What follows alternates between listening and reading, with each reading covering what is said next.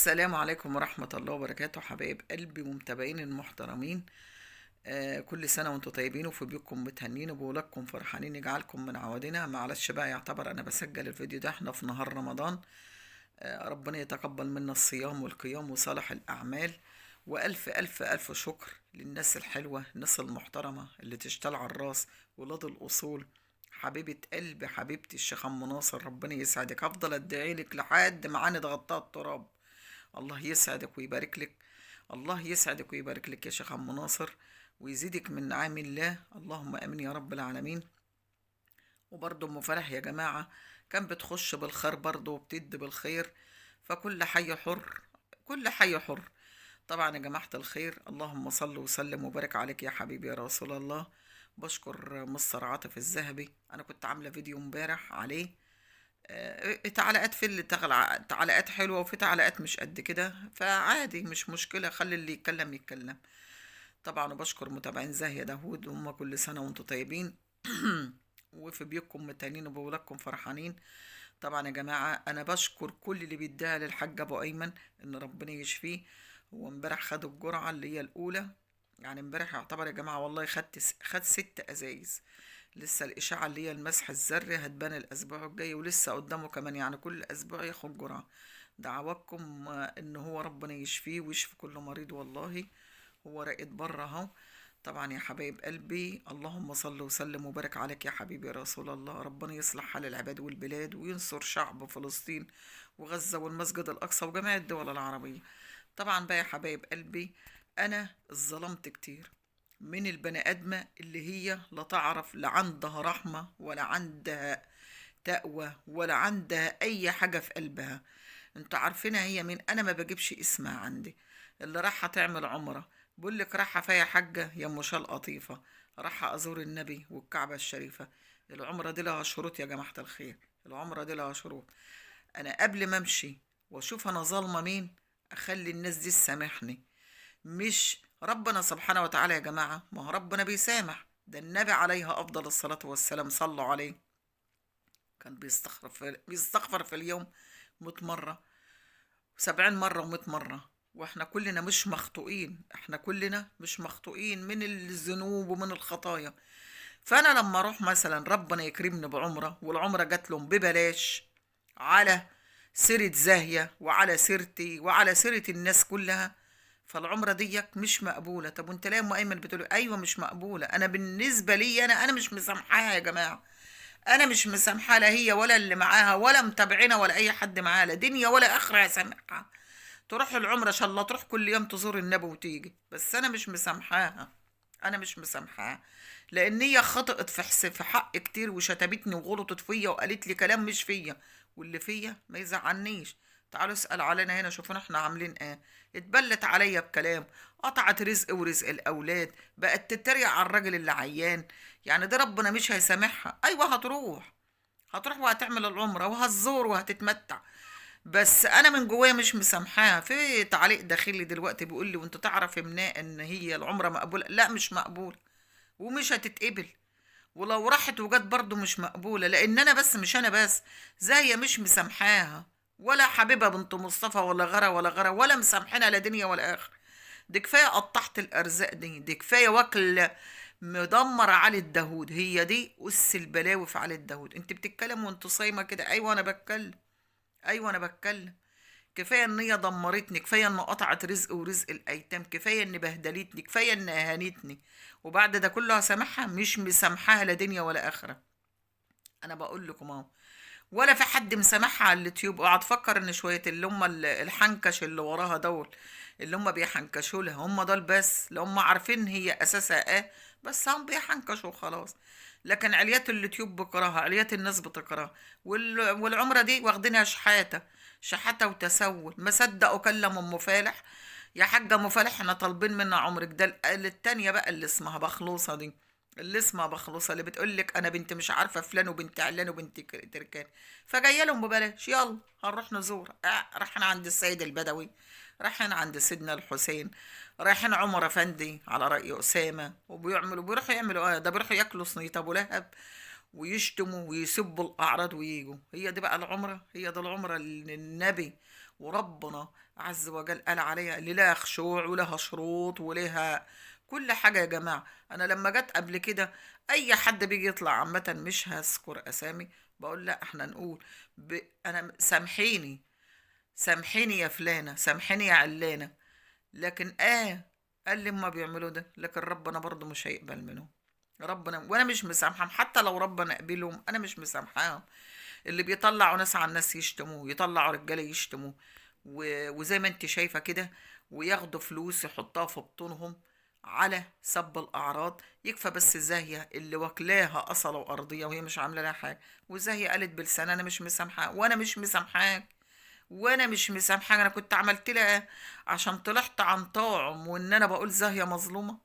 عملت قال لي انا عملته عشان تروح تخلي كل اللي كانوا عفوا يا جماعه اللي كانوا بيساعدوا واللي كانوا بيدوا ما تدومش كده. الفلوس راحت لكم انتوا الطرف التاني، قبضتوا بقى الحوالات وجات لكم، ما انتوا معروف اهو. الولية الكبيرة والتانية والتانية كلهم قبضوا من مين؟ قبضوا من الداعمين بتاع السعودية يا جماعة. ما هم بقى عطلهم، ما هي قالت لهم حولوا للتانيين، ما هي اللي بتشورهم وتقول لهم زي ما كان بتقول لهم كده ادوا لام ايمن كانوا يدوا، امنع عن ام ايمن يمنعوا. وهي برضه بتاخد، ما هي بتاخد برضه من الحب جانب، هتفكر هي ما بتاخدش حوالات وكراتين وكل حاجه بتروح لها. عرفتوا يا حبايب قلبي؟ فانا مش مسامحاك لا دنيا ولا اخره مهما تعمل، اقسم بالله. تاذي بقى، تقفل قنوات، تدي انذارات، تعمل ربنا مش هيسامحك. ودنيا اهو، مهما تقف كده والدنيا تزهزهلك كده وتقف تفرعني من ورا كاميرا محدش شايفك، مسيرك يوم هتقعي، مسيرك يوم هيجرالك اي حاجة. ولو عشت قوله، ولو انا مت برضه قوله. اللي يزق اللي انا بقى بحبها يا جماعة، اللي انا بحبها ومحترمة وبنت اصول وبنت ناس فعلا، وفاء الشيخ يا جماعة. رايحة فيا حاجة يا ام شال قطيفة، راح ازور النبي والكعبة الشريفة. دي وفاء الشيخ المحترمة اللي جت عليها وهنتها وهي ما تعرفهاش، لولا ان وفاء كانت رايحة تزور زاهية، النار والحريق قامت فيها. منطلون قال لي كان طلعت اتكلمت عليه. يعني انا عن نفسي لما شفت وفاء رايحة تزور زاهية، انا بقى شفت واحده رايحه تزور زاهيه، ست محترمه، هي وبنوتتها محترمه وتشتغل على الراس، هنتها وبهدلتها وتقول لها منطلون مش منطلون، وطلعت عليها افاعي زيها بقى يهنوها ويبهدلوها. دي اللي ربنا رضى عليها، دي اللي انا بحبها من جوه قلبي، وهي دي بنتي اللي انا بقول لها تروحي وتيجي بألف سلامة، وإن شاء الله إن شاء الله عمرتك مقبولة يا وفاء. كل اللي هي ظلمتهم دول، انا امبارح كان في ناس بيشكروا لي في تيتا منى قوي قوي قوي. تيتا منى اللي هي هانتها وبهدلتها وطلعتها براسها عريانه. شهيره دي مهما يكون، شهيره دي اللي بهدلتها وغيرها وغيرها، اقول مين تاني ومين مش عايزه انسى. وميس اسماء دي كانت عملت لها وغيرها وغيرها، وكل بقى قوم وزاهيه قوم اللي هي ماسكاها على طول ليل ونهار. فربنا ان شاء الله مش هيقبل منها ولا هيسامحها. انا بقول لكم اهو، حتى هي لو هتروح وتتمتع وهتشوف وهتزور النبي وهتزور الكعبة وهتقابل بقى الحاشية بتاعتها هناك عشان يدوها شوى الذهب وشت ياقوت ومرجان، ونقول لها من اين لك هذا، زي ما كان بتقول لي زاهية كده، انت نازلة بقى. هينزلوا كلهم بالياقوت والمرجان والذهب والعبايات والمكسرات والشوكولاتات وكله ده بقى من هناك، والقهاوي وكله ده يعني قهوة يعني. وهتنزل من هناك بقى شايلة ومحملة بقى، ما هتنزل شايلة ومحملة، ما هي كان بتطلب ببقها. بس ربنا مش هيهنيك عليه بحق ما انت ظلمتيني وجيت عليا وبهدلتيني وقطعت رزقي، وجيت على زاهية وبهدلت زاهية وغيرها وغيرها وغيرها وغيرها. ومش أنا بس، ده اليوتيوب المصري كله. يعني بصوا، خاتم عليكي كده، خاتم عليكي، مش قادرة أقولك من أول مين لآخر مين، وهم بيدعوا عليك ولحد الآن بيدعوا عليك، لأن أنت فرقت بين عائلات كتيرة قوي. عائلات كتيرة فرقت بينهم. كل العائلات اللي على اليوتيوب المصري انت فرقت بينهم وبين بلاد ولادهم وبينهم وبين اخواتهم. كله ده اقربها على ده وده. مستر عاطف ما هوش هيسامحك لا دنيا ولا اخره. اللي انت جيت عليه وبهدلتيه، وده راجل محترم ما عملكش حاجه. عمل لك يا مستر عاطف؟ انا عايزه اعرف، عشان ما بيقول كلمه حق، عشان ما بيطلع وبيقول للغلط لا، لا غلط لا، والصح صح. الراجل عمل ايه؟ الراجل بيقف جنب الناس بكل احترام وكل ذوق وكل ادب، بيكتب منتدى، ولا بيطلع على لايفات ولا بيطلع اي حاجه خالص. وهو عنده ام ناصر وام فالح واحد، زي ما انا عندي كده برضه، هم اخوات وهم بيمشوا في الخير. بس هو بيقول الغلط غلط. يعني بالنسبة للبنت احنا بنقول ده غلط، امال هو يقول ايه؟ حطته مستر عاطف عشان ده راجل صاحب كلمة حق. مستر عاطف راجل محترم، ما هو ده اللي كنت بتقوله لي يا ريس، الشق الفلاني يا ريس. بس الجنيه غلب الكارنيه، الجنيه غلب الكارنيه. طبعا انتوا اهم حاجة عندكم الفلوس، اهم حاجة عندكم الدعم، اهم حاجة. ورايحين العمرة دي شحاتة وتسول، لا غرمتوا فيها ولا دفعتوا جنيه، ولا من مالكم الخاص، ولا من مالكم الخاص. ربنا مش هيسامحكم، لان انتوا ما انتوش شقيين، طالعين على دم العباد، طالعين على سلخ الناس، طالعين على الغيبة والنميمة واكل، بتاكلوا في الناس كده أكل. كلتيني وبهدلتيني انت واللي عندك، وخلتي وفرجت عليا الدنيا كلها بصوتك، وقطعت رزقي ورزق الأولاد، وجيت على الكل. زاهية دي مش مسامحاك لا دنيا، وغرا وغرا وغرا وغرا، والله هتكلم أقول إيه. طب يا حبايبي أنا مش عايزة أطول عليكم، ده فيديو كده على الماشي، ونكتب العنوان أبقى.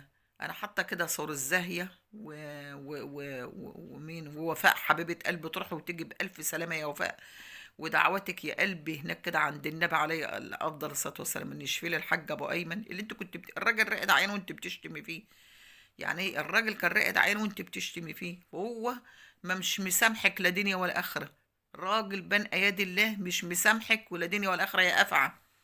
عرفت يا حبايب قلبي؟ يلا يا حبايبي مع الف سلامه، ومش عايزه اكتر عليكم. والف الف شكر للناس الحلوه اللي واقفين معايا، يلا ما تحرم منكم ابدا يا متابعين زاهيه يا محترمين، واي حد بيخش على راسي متابعين زاهيه غير زاهيه، يعني ناس محترمين على راسي. واللي بيخش بتعليق كده ويشتم، انا بشيله وارميه بباسكت الزباله، بس برد برضه، برد بذوق وادب واحترام. ف وما تحرمش من الشيخ ام ناصر، ربنا يسترها دنيا واخره، ومستر عاطف والناس الحلوه كلها، وكل سنه وانتم طيبين. وفعلا الارزاق بايد ربنا يا جماعه، ما حدش بياخد زياده عن نصيبه. القرش ولا الجنيه لما يجي كده بالحسنى، بالكلمه الحلوه، بالكلمه الطيبه، بعمل الخير، ده بيبقى حلو. زي الشيخ ام ناصر لما بتخش كده بتدعم بالخير كده، مفيش مشكله ولا اي حاجه، بتدي اللي في النصيب وتروح ماشي، والله ما بتتنت ولا بتتلت مع حد. ربنا يسعدكم، ربنا يبارك لكم، ويا رب ما تحرم منكم ويزيدكم من نعم الله، وكل سنة وانتم طيبين. وربنا تروح وتيجي بألف سلامة يا وفاء، يا بنت الأصول، يا بنت الشيخ، يا محترمة. سيبك انت من العالم التانية دي، لو هم معروفين يا جماعة. اكتبوا كده أي بند كده على اليوتيوب، يعني كلمة مش عايزة أقول، وهي بتطلع على طول، هي واللي وراها. يعني هم طالعين شحاتة وتساؤل يا جماعة، هم اصلا فرحانين. انتوا ما تستاهلوش العمر عشان ما جاتلكمش، ولا عمركم هتروحوها. يعني بتقول لنا كده وتقول لي تاتا، طب ده تاتا منا راحت بدل المرة يجي اربع خمس مرات. عمركم ما هتروحوها. احنا مش عايزين نروح على دم الناس، مش عايزين نروح على سب الاعراض، ما احناش عايزين نروح شحاتة. احنا عايزين نروح بمنلق خاص لما ربنا يكون معانا ونطلع يبقى عنا مش مكسورة، يبقى عنا وسع كده. لكن نطلع شحاتة لا. عرفتوا بقى يا حبايب قلبي؟ يلا ربنا ولو جت حتى من عند الله، بس بتيجي بالذوق والادب والاحترام، مش طالبينها كده قوة واقتدار. كسفتوا الست لما بتقول احنا عايزين نروح عمرة، احنا وقنوات النقد محترمين، ايوه. الست هترد عليكم ام فالح، عاداتكم بتلهيكم وتلككم، بتلككم عشان خاطر تتلكوا. الست ما ذنبهاش حاجه، بتقول يمكن اوديهم يغسلوا ذنوبهم ويجوا. الحاجه ام فالح تقول لك اوديهم يغسلوا ذنوبهم ويجوا، هي في دماغها كده. الست بتعمل خير ما بتعملش شر ولا حاجه. وربنا معاها، وربنا يصلح الحال ويروق البال. وام ناصر وام فلح هم اخوات يا جماعه، ربنا يصلح حالهم ويروق بالهم. وام ناصر خرع على دماغي، ربنا يزيدك من نعم الله يا حبيبه قلبي وما تحرمش منك. يلا يا حبايبي مش عايزه اطول عليكم اكتر من كده، ومع الف سلامه يا حبايب قلبي، مع الف سلامه.